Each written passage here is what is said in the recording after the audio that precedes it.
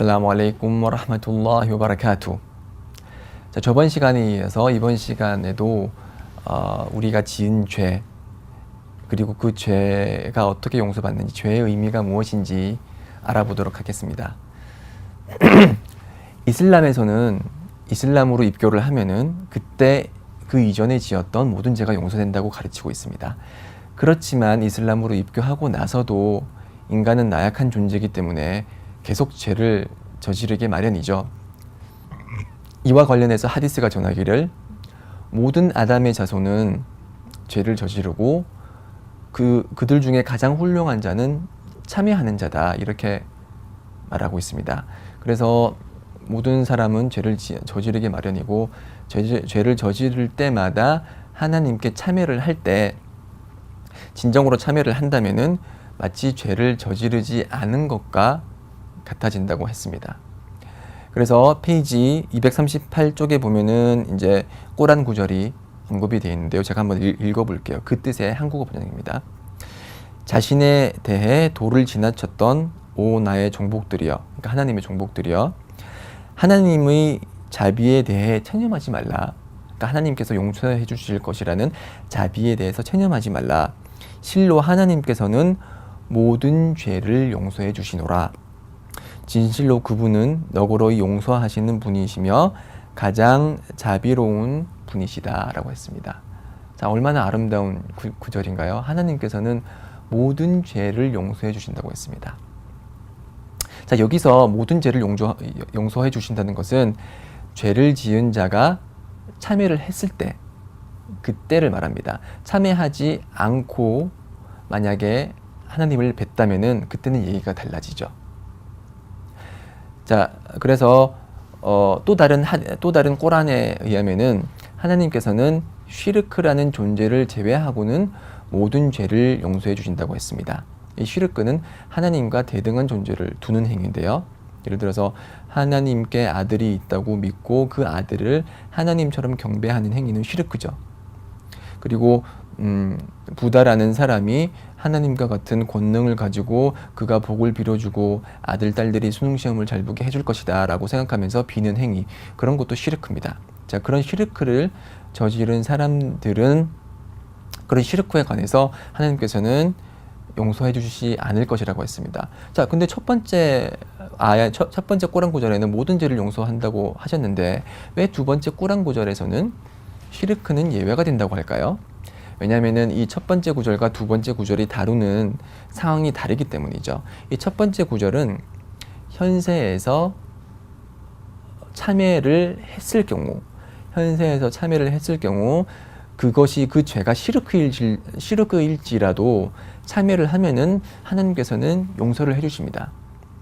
그리고 실제로 시르크를 참회하고 나서 이슬람으로 입교한 사람, 예를 들어서 기독교인 같은 경우는 저도 천주교인이었거든요. 이렇게 천주교나 기독교인이 이슬람으로 입교를 하면은 그가 받을 축복은 2배입니다.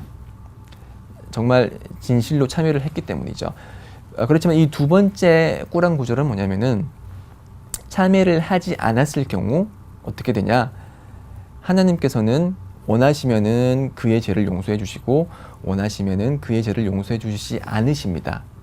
이제 하나님께서 원하시면 용서하고 용서 안 하는 거는 일반적인 죄에 대해서 얘기를 하고 있는 것이고요. 쉬르크는 현세에서 살아있을 적에 참회하지 않으면은 하나님께서는 절대 용서 안 해주신다는 것입니다. 다른 일반적인 죄는 뭐 거짓말을 하거나 누구를 살해하거나 뭐 아주 나쁜 짓을 해도 하나님이 원하시면은 용서를 해주시지만 이 쉬르크라는 것은 하나님께서 그 죄를 용서해 주시지 않으십니다. 그렇기 때문에 시르크라는 것은 엄청나게 커다란 죄이기 때문에 살아있을 때 시르크를 범한 사람이 있다면은 하나님께 용서를 구해야 된다는 것이죠. 자, 이렇게 일반적인 죄나 시르크에 대해서 용서를 구하면은 하나님께서는 그 죄를 사하여 주신다고 하셨습니다. 왜냐하면 하나님은 가장 자비로우신 분이시기 때문에 그 어떤 죄도 현세에서 참회를 한다면은 하나님께서 죄를 용서해 주십니다. 그렇다고 해서 계속 저희는 죄를 지어도 될까요? 그렇지는 않죠. 항상 저희는 선행을 이제 쌓으려고 노력을 하고 악행을 피하려고 노력을 해야 됩니다. 어떤 사람들은 어떤 무슬림은 그렇게 얘기할 수도 있겠죠. 아, 나는 결국에는 천국 갈 사람이니까 뭐 지옥불에서 좀 고통받지 뭐. 좀 고통받고 나서 결국엔 천국행이니까 나 현세에서 좀 나쁜 짓 좀 해도 괜찮지 않아? 술도 좀 마시고 말이야. 여자하고 좀 놀고 말이야. 그렇지 않아요. 왜냐면은 첫 번째로 그 현세에서 지은 현세의 향락을 위해서 몇 분, 몇 초간의 몇 시간의 향락을 위해서 그가 받을 내세에서의 지옥불의 고통이라는 건 엄청나거든요. 그래서 지옥에서 받을 가장 수준이 낮은 고통은 뭐냐면은 그 뜨겁게 달아오른 벌겋게 달아오른 숯불 위에 맨발로 그 숯불 위에 올라타는 거예요. 근데 그 올라탔는데 그게 얼마나 뜨거웠냐면은 그 뜨거움 때문에 뇌가 끓어오르는 그런 고통이거든요. 자, 그런 고통이 있음을 알매도 불구하고 그 몇 시간 동안의 행복을 위해서 그렇게 커다란 고통을 감수하겠다고요? 감수 못해요. 자, 지금 집에 계시다면은 옆에 있는 가스레인지에 불을 켜보세요. 그리고 그 불 위에다가 자기 손가락 하나를 30초만 대보세요. 30초만. 견딜 수 있으세요? 못 견딥니다. 내세에서 받을 벌은 그 현세에서의 불의 뜨거움보다 훨씬 더 커다란 뜨거움이에요. 그것도 30초가 아니고 수백 년, 수만 년, 수억 년이에요. 자, 그런 고통을 감내하면서까지 현세에서 향락을 즐긴다? 죄를 짓는다? 그거는 정말 무모한 짓이죠. 그리고 두 번째로 더 위험한 거는 뭐냐면 이렇게 죄를 계속 짓잖아요. 계속 지으면은 마음이 굳어지고 닫혀져서 결국에는 불신으로 이어질 수가 있습니다. 자, 나는 무슬림이니까 천국에 들어가니까 나쁜 짓 해도 돼. 그렇게 계속 나쁜 짓 하잖아요. 그럼 결국에는 죽기 전에 불신자로 배교하는 경우가 생깁니다. 실제로 제가 그 얘기를 들었어요. 배교하는 사람의 얘기를 들었어요. 한 이집트 남자가 한국에 돈을 벌러 왔어요. 그렇지만 직장을 구하지 못해서 힘들었고 그걸 본 한국 기독교인들이 그를 도와줬어요. 경제적으로 도와줬죠. 그래서 경제적으로 계속 도움을 받다가 이제 선교가 들어오고 그래서 결국은 그 사람은 나도 이제 기독교로 입교를 해서 도움을 더 많이 받아야겠다라고 해서 사람들 앞에서 기독교인 앞에서 파티장에서 그 사람들 앞에서 입교를 했어요. 그리고 어떻게 됐죠? 그 다음날 죽었어요. 정말로 죽었어요. 이게 한국에서 일어난 실화입니다. 자, 그 사람이 살면서 지은 그런 죄 때문에 결국에는 자신이 무슬림으로 죽을 거라고 그때는 생각을 했겠죠. 그렇지만 결국에는 그 사람은 기독교로 개종을 했고 기독교인으로서 죽음을 맞이한 것입니다. 그렇기 때문에 저희들은 항상 악행을 멀리하고 선행을 계속 쌓음으로써 저희들의 믿음을 굳건히 해야 됩니다. 제가 몇 번씩이나 말씀드렸지만 이슬람에서 제시하는 공식은 신앙은 선행을 통해서 증가하고 악행을 통해서 감소한다 했습니다. 그래서 저희가 선행을 많이 쌓고 부모님께 효도하고 예배 열심히 드리고 희사금 많이 내고 사람들을 정직하게 대하고 훌륭한 말로써 사람들을 기쁘게 하고 이런 것을 통해서 신앙을 쌓음으로써 저희들은 불지옥으로부터 계속 멀리 떨어지는 거예요. 그렇지만 그렇지 않고 나는 천국 갈 거야. 나는 무슬림이기 때문에 천국 가. 그래서 악행을 계속 쌓으면은 신앙은 감소하게 되고 신앙이 계속 감소하게 되면 결국에는 불신으로 떨어질 수가 있는 것입니다. 그렇기 때문에 여러분들 항상 악행을 피하시고 악행을 쌓을 때마다 참회하십시오. 하나님께 용서를 구하십시오.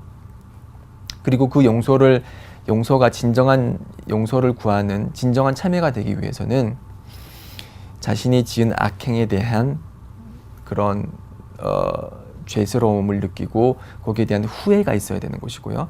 후회가 있어야 되기 때문에 다시는 그러한 동일한 죄를 반복하지 않겠다는 굳은 결심, 그리고 결국에는 그러한 동일한 악행을 하지 않는 모습을 보일 때만 진정으로 참회를 했다고 할 수가 있고요. 그렇지 않고 후회하는 마음도 없이 기존에 저질렀던 동일한 행위를 반복한다면은 그 사람의 행위, 참회는 진정한 참회가 될 수가 없겠죠. 그렇게 되면 하나님께서 그의 죄를 용서 안 해줄 수도 있고요. 그렇게 됨으로써 내세에서 지옥불에서 거주하게 되는 고통을 받게 될 수도 있습니다. 자, 여러분들은 지금 입교를 하셨기 때문에 백지장처럼 그렇게 깨끗한 마음을 가지게 되는 것이고, 하디스에 의하면은 저희들이 죄를 지음으로써 거기에 검은 점이 생긴다고 해요. 검은 점이 생기고 결국에 검은 점이 많아져 가지고 이제 검은색이 돼버리면, 검은색 종이로 바뀌면은 그때 마음은 굳어지게 돼요. 그래서 그 굳어진 마음은 마치 이 컵을 뒤로 이렇게 컵의 앞쪽을 지면으로 놓았다고 해봐요. 그러면은 그 위에 물을 놓으면은 그 물을 컵이 받을 수 있을까요? 못 받죠. 마찬가지로 마음이 이런 닫혀버린 상태에 있으면은 선행을 아무리 집어넣으려고 해도 마음이 그것을 받아들이지 않아요. 마치 엎어놓은 컵이 물을 받을 수 없는 것처럼 이 엎어진 마음은 선행을 받아들이려고 하지를 않아요. 그렇기 때문에 항상 저희는 그 선행을 많이 쌓고 악행을 적게 쌓기 위해서 노력을 해야 되는 것입니다. 그리고 저희들이 악행을 이제 참여하는 여러 방식은 얼마든지 열려 있습니다. 어떤 종교처럼 누구를 통해서 누구의 이름으로 반드시 참여를 해야지 참여가 성립된다는 것이 아니고요. 저희들은 하나님과 곧바로 연결되어 있어요. 하나님께